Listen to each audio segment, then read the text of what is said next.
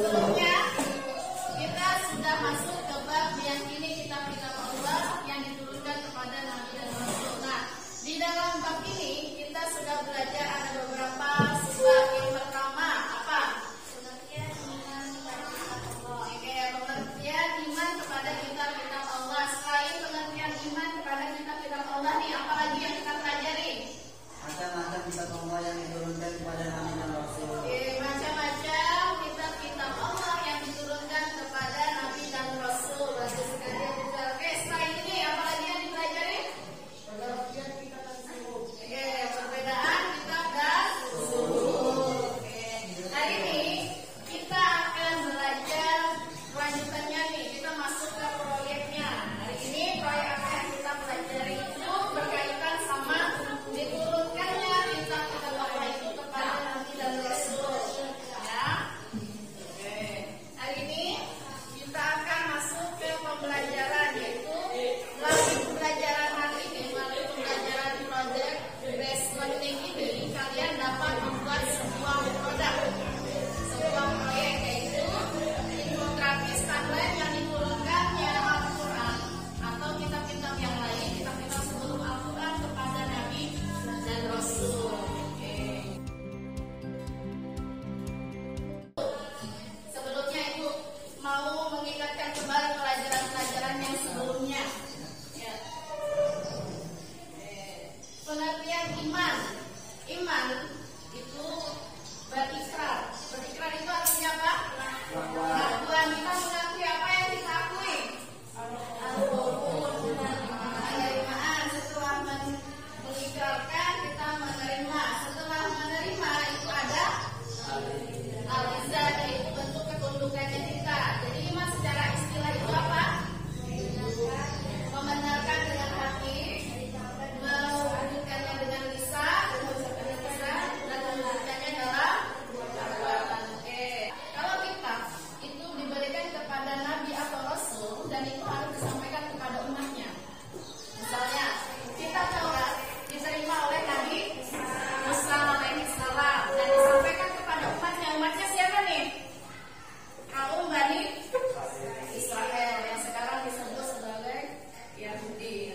Yang kedua, kitab Zabur diturunkan kepada Nabi Daud alaihi salam dan juga diturunkan untuk umatnya kaum Bani Israel. Seperti yang dijelaskan tadi, kita akan belajar untuk membuat sebuah produk atau proyek. Nah, hari ini kita akan belajar terkait dengan model pembelajaran PJBL atau Project Based Learning, yang artinya pembelajaran ini berbasis proyek. Setelah pembelajaran yang diberikan ini, diharapkan kalian sebagai peserta didik itu bisa membuat infografis timeline diturunkannya kitab-kitab Allah kepada Nabi dan Rasul urut nih, dari Taurat, Zabur, Injil, dan Al-Quran. Nanti kalian berdasarkan teks atau bacaan yang Ibu beri ini, silahkan rangkum isinya.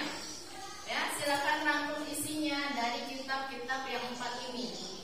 Ya, silahkan disebutkan ini kitab Taurat diturunkannya kapan, diturunkan kepada siapa, ya, isinya apa, dan kandungan dan